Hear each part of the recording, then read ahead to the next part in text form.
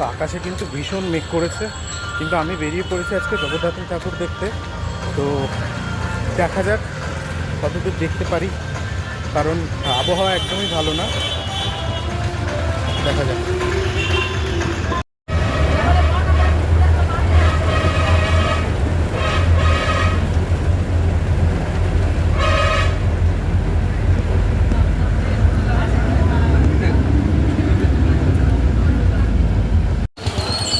আমি কিন্তু এখন এই বড়মান মন্দিরের কাছাকাছি চলে এসেছি। তোমাদের বড়মান মন্দিরটা একটু দেখাবো।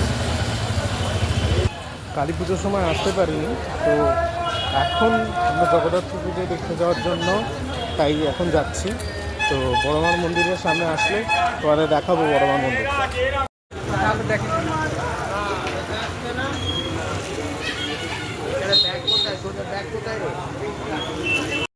এই জায়গাটায় কিন্তু বড়মার পুজো হয়েছিল, তোমরা দেখছো তো। এখনো প্যান্ডেল কিন্তু খোলা হয়নি।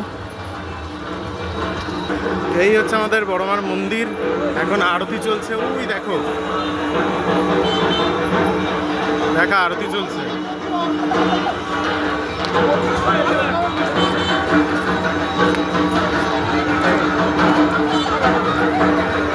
ভিড়টা দেখেছো?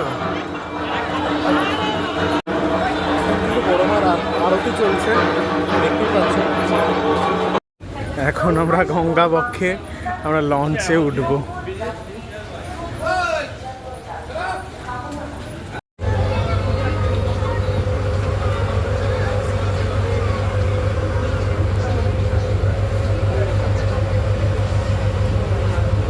তো এখন চলে এসেছি মানকুণ্ডুতে। তো এখান থেকেই ঠাকুর দেখা শুরু করবো। তো চলো, দেখা হচ্ছে। তো পরে ঠাকুরগুলো দেখবো, খাবো দাবো, সব কিছু তোমাদের সাথে শেয়ার করবো। এটা কিন্তু মানকুণ্ডু স্টেশনের খুব কাছেরই একটা প্যান্ডেল ছিল। তো প্যান্ডেলটা অসাধারণ লেগেছে আমার। আমি যতগুলো প্যান্ডেল দেখেছি চন্দননগর, মানকুণ্ডু থেকে চন্দননগর পর্যন্ত যত প্যান্ডেল দেখেছি সব থেকে বেস্ট লেগেছে এই প্যান্ডেলটি। এই প্যান্ডেলের প্রত্যেকটা কারুকার্য অসাধারণ ছিল, এবং ভেতরে যে প্রতিমা ছিল সেটাও খুবই সুন্দর ছিল। এই এখন যে প্যান্ডেলটা দেখতে যাচ্ছি সেটা একটা হরর থিমের উপর বেস করে হয়েছিল, কিন্তু যেহেতু আমরা দিনের বেলা এসেছি তো সেই কারণে সব লাইটিং অফ। তো শুধু প্রতিমা প্যান্ডেলটাই তোমাদের দেখাতে পারবো।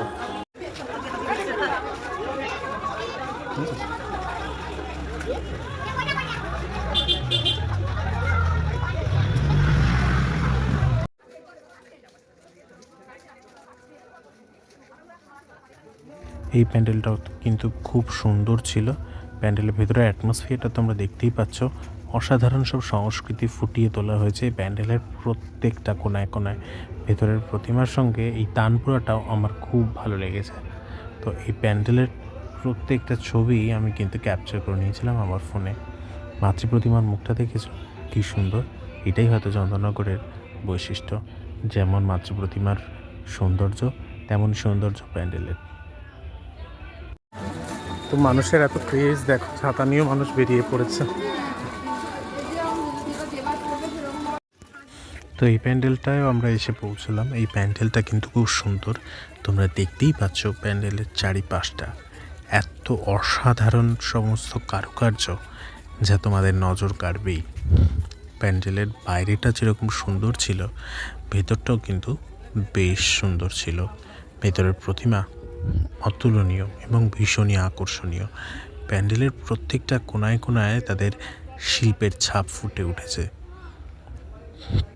সেদিন বেশ ভিড়ও ছিল, বৃষ্টিও হচ্ছিল। তো মা জগদ্ধাত্রীকে এখন তোমরা দেখতে পাচ্ছ। তো সেই বৃষ্টি উপেক্ষা করেই কিন্তু মানুষ বেরিয়ে পড়েছিল মাতৃদর্শনে। চন্দননগরের প্রতিমা আর প্যান্ডেল নিয়ে কিন্তু আলাদা করে কিছু বলার নেই, কারণ এখানকার প্রতিমা এবং প্যান্ডেল দুটোই ভীষণই সুন্দর। এবং তার সঙ্গে সঙ্গে সাবেকি প্রতিমার যে মাধুর্য তা কিন্তু এখনও চন্দননগর ধরে রেখেছে।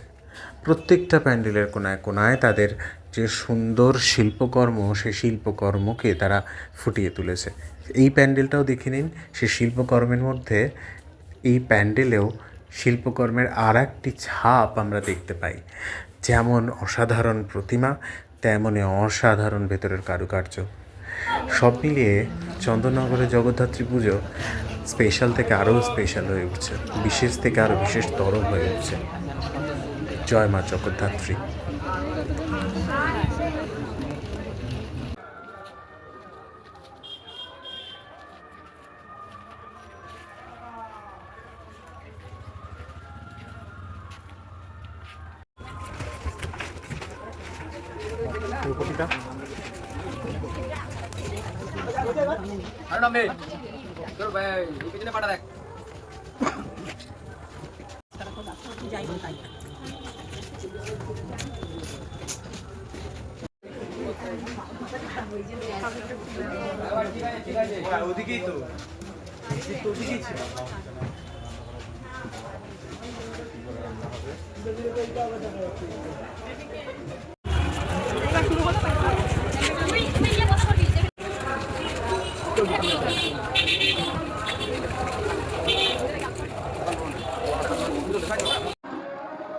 তো এই প্যান্ডেলটা আমার সেরা সেরা সেরা প্যান্ডেল লেগেছে। আমি আজ পর্যন্ত চন্দননগরে যতগুলো প্যান্ডেল দেখেছি, এই প্যান্ডেলটার মতন কিন্তু প্যান্ডেল দেখিনি।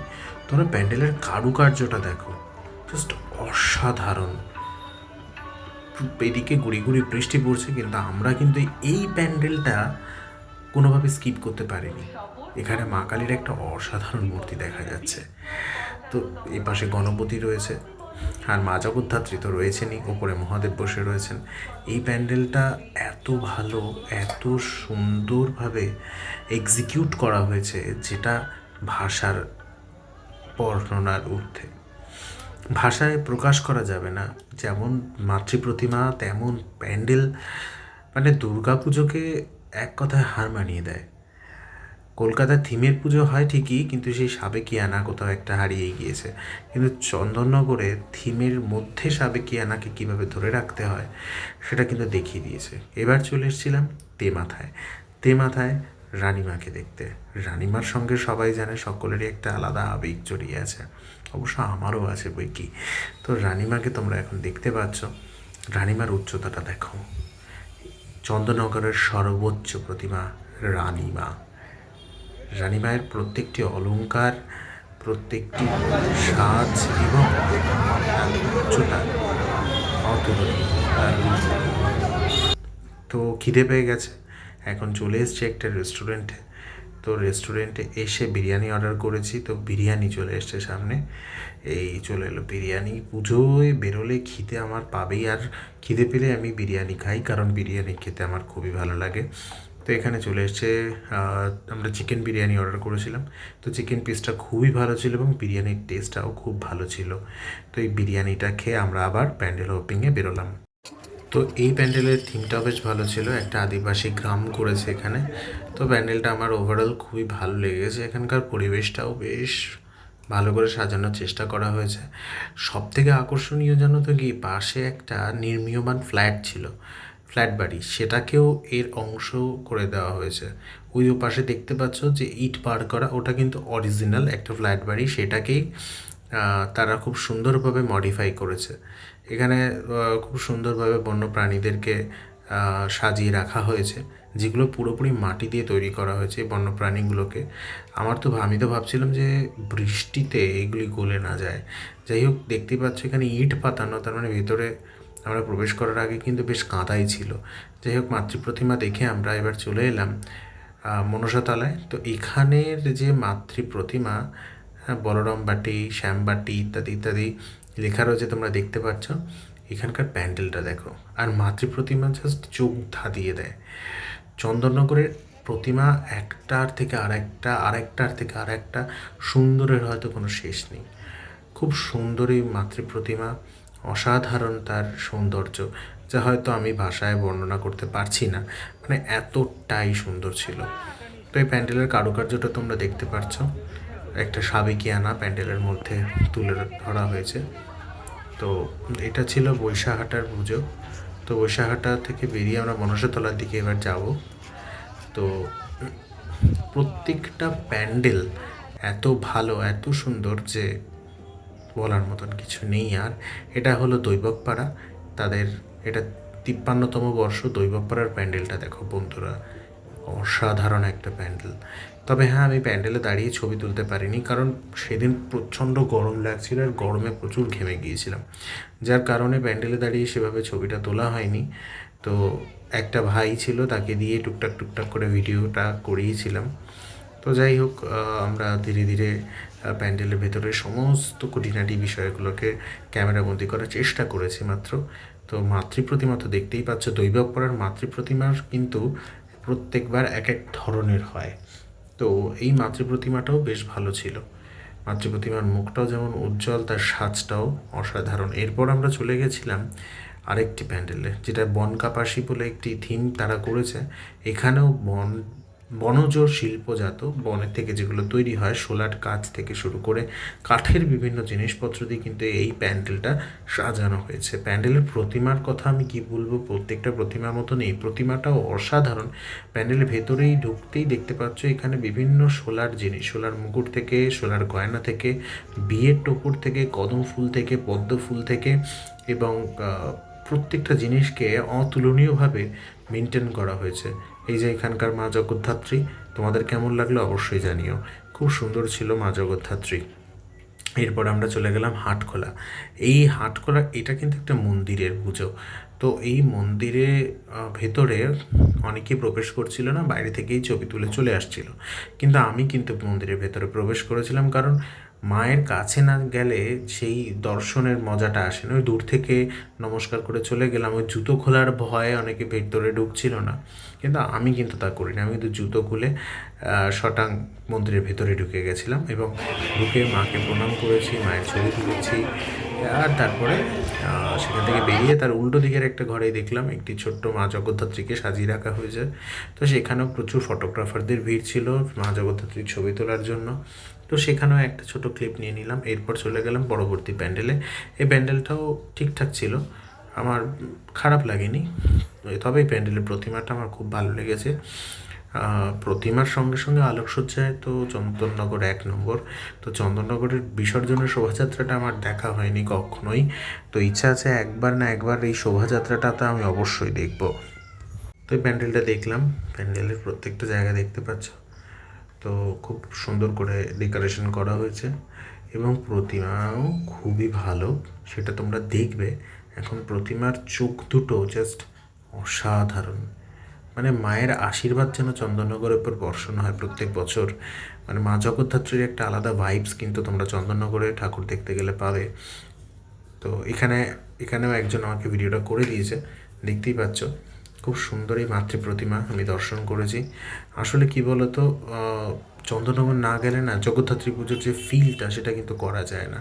এটা তোমরা কতটা মানো আমি জানি না, কলকাতাতেও জগদ্ধাত্রী পুজো হয়, কিন্তু চন্দননগরের মতন অনুভূতি হয়তো আর কোথাও হয় না।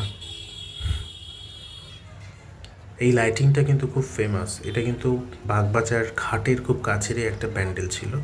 তো চারিদিক থেকে জল পড়ছিল, কারণ সেদিন খুব বৃষ্টি হয়েছিল দুপুরবেলাতে। তো আমরা খুব সাবধানে মানে ধীরে ধীরে এগিয়ে গিয়েছি, কারণ এত জল, কাদা এবং উপর থেকে জল পড়ছিল। এই দেখো এখানে প্যান্ডেলটাও ভিজে গেছে। এটা বড় বাজার। তো এই বড় বাজারের এবারে থিমটাও ভালো ছিল, কিন্তু আমরা খুব ভালো করে দেখতে পারিনি, কারণ আমাদের এক তো তাড়া ছিল, দ্বিতীয়ত এখানকার যে সমস্ত সাঁওতালি শিল্পীরা এখানে পারফর্ম করবেন তারাও একটু দেরি করেই কিন্তু এসেছিলেন। তো যাই হোক, প্যান্ডেলটা দেখলাম। ভেতরের মাতৃপ্রতিমা তো দেখবই, মাতৃপ্রতিমাও অসাধারণ ছিল। তবে প্যান্ডেলটা কিন্তু বেশ খাটনি হয়েছে করতে, সেটা দেখেই বুঝতে পারছিলাম। তো মাতৃপ্রতিমার সামনে তোমরা দেখতে পাচ্ছ কি অজস্র ভিড়। তো যাই হোক, সেই ভিড় কাটিয়ে মাকে সামনে থেকে দর্শন করতে পারলাম। লাল বেনারসিতে সেজে উঠেছেন, অসাধারণ। এরপর আমরা চলে গেছিলাম বাগবাজার। তো বাগবাজারের মা জগদ্ধাত্রীকে না দেখলে আমার মনে হয় যে জগদ্ধাত্রী দর্শন অসম্পূর্ণ থেকে যায়, চন্দননগর ঘোরা অসম্পূর্ণ থেকে যায়।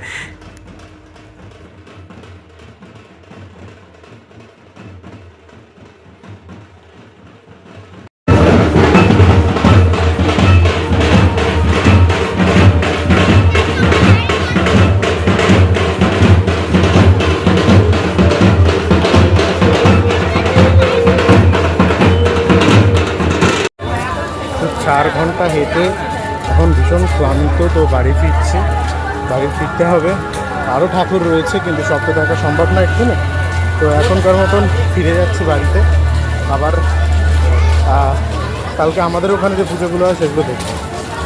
চলো, তো ভালো থেকো, সুস্থ থেকো, বাই।